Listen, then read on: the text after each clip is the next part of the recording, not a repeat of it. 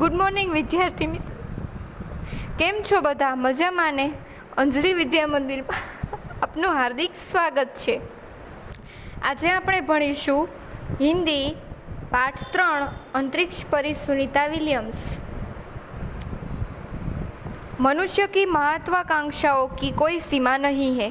उसकी दृष्टि आकाश की ओर गई और उसे अंतरिक्ष के रहस्यों को जानने की इच्छा हुई। इस तरह अंतरिक्ष यात्राओं की शुरुआत हुई। कई देशों के युवक अंतरिक्ष यात्रा पर गए। इस पाठ में भारतीय मूल की सुनीता विलियम्स नामक महिला की सफल अंतरिक्ष यात्रा के बारे में बताया गया है। साथ ही अंतरिक्ष संबंधी रोचक बातों की चर्चा भी की गई है। महिलाएं किसी भी क्षेत्र में पीछे नहीं। आज महिलाएं हर क्षेत्र में पुरुषों की बराबरी कर रही है। अंतरिक्ष के क्षेत्र में भी उन्होंने कदम रखे हैं। भारत के राकेश शर्मा, कल्पना चावला और सुनीता विलियम्स सफल अंतरिक्ष यात्री के रूप में प्रसिद्ध है।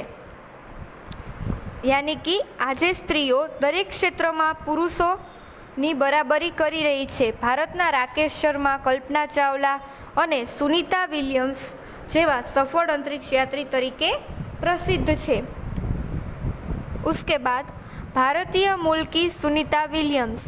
सुनीता भारतीय नागरिक नहीं है, परंतु उनके पिता डॉक्टर दीपक भाई पंड्या गुजरात से अमेरिका जाकर बस गए, इसलिए सुनीता पर गुजरात और भारत को भी गर्व है। भारतीय मूळनी सुनीता विलियम्स। सुनीता भारतीय नागरिक नहीं, परंतु तेमना पिता डॉक्टर दीपकभाई पंड्या गुजरात थी अमेरिका जईने वस्या हता, एटले सुनीता पर गुजरात अने भारत ने गर्व छे। जन्म और बचपन। सुनीता का जन्म 19 दिसंबर 1965 को अमेरिका के ओहियो नगर में हुआ था। उनका बचपन अमेरिका के मुक्त वातावरण में बीता। दौड़, तैराकी, घुड़दौड़ और धनुर्विद्या जैसे साहस भरे खेलों में उनकी रुचि रही थी। जन्म अने बाळपण। सुनीतानो जन्म छे ते 19 डिसेम्बर 1965 ना रोज अमेरिकाना ओहियो नगरमां थयो हतो। તેમનું બાળપણ અમેરિકાના મુક્ત વાતાવરણમાં વીત્યું હતું। દોડવું, તરવું, ઘોડેસવારી તથા ધનુર્વિદ્યા જેવી સાહસપૂર્ણ પ્રવૃત્તિઓમાં તેમની रुचि હતી। आर्मस्ट्रॉन्ग से प्रेरणा। 6 वर्ष की उम्र में सुनीता ने अमेरिकी यात्रा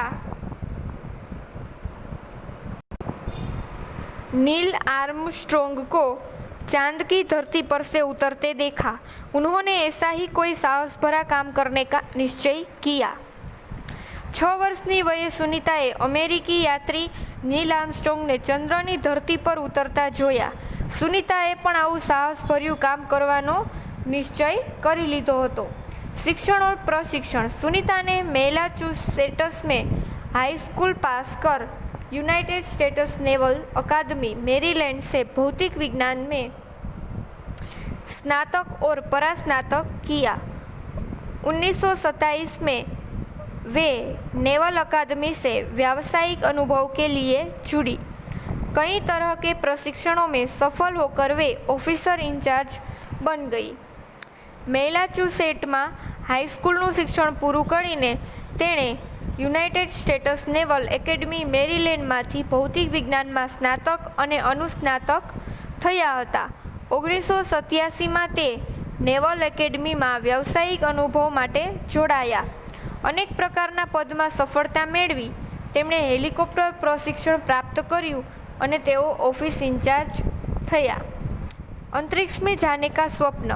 सुनीता की तीव्र इच्छा अंतरिक्ष में जाने की थी, इसलिए वे नासा गई। वहाँ वे अंतरिक्ष यात्री कार्यक्रम के दूसरे प्रयास में चुनी गई। 8 साल तक उन्हें बड़ा प्रशिक्षण दिया गया। अंतरिक्ष में जवानुं स्वप्न।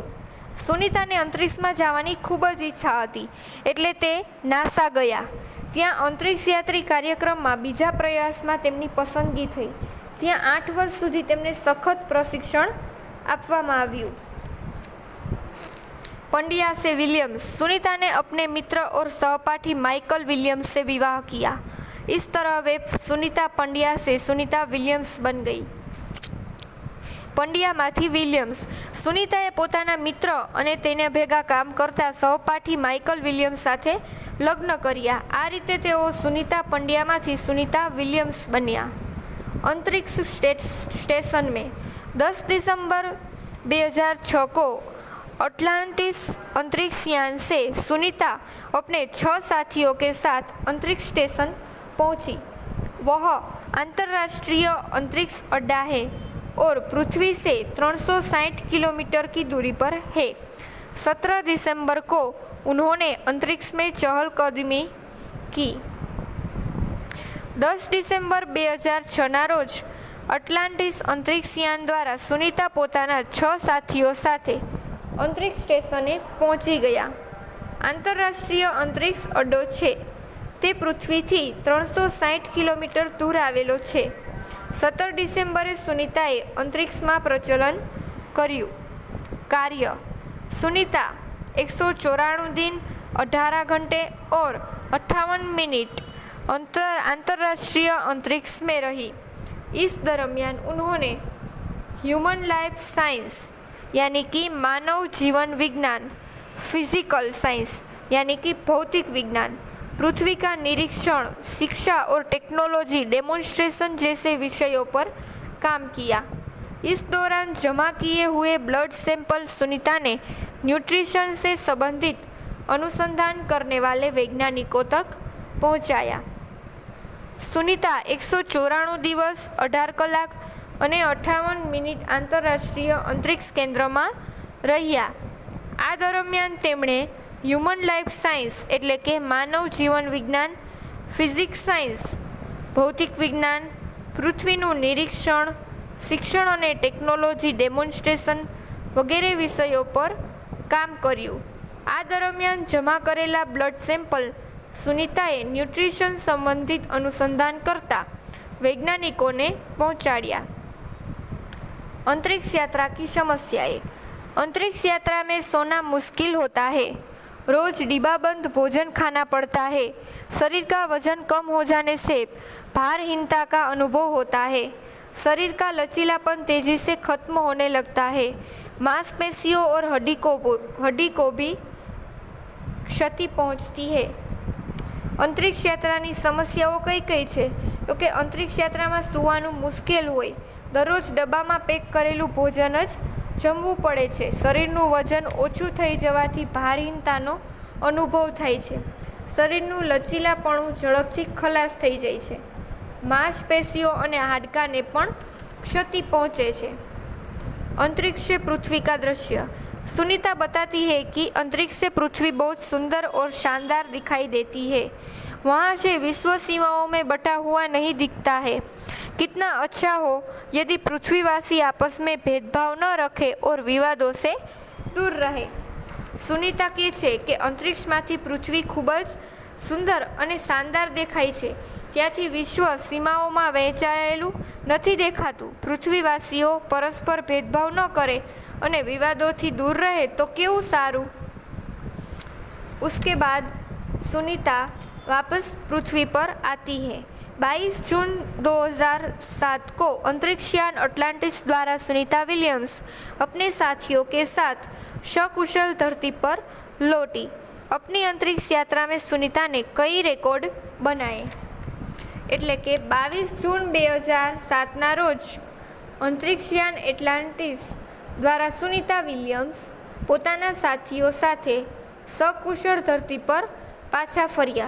પોતાની અંતરિક્ષ યાત્રામાં સુનીતાએ અનેક રેકોર્ડ કર્યા. अहमदाबाद में 20 सितंबर 2007 को सुनीता विलियम्स अहमदाबाद आई. यहाँ उनका भव्य स्वागत किया गया. અમદાવાદમાં એટલે કે 20 સપ્ટેમ્બર 2007ના રોજ સુનીતા વિલિયમ્સ છે તે અમદાવાદ આવ્યા હતા. અહીં તેમનું ભવ્ય સ્વાગત થયું હતું.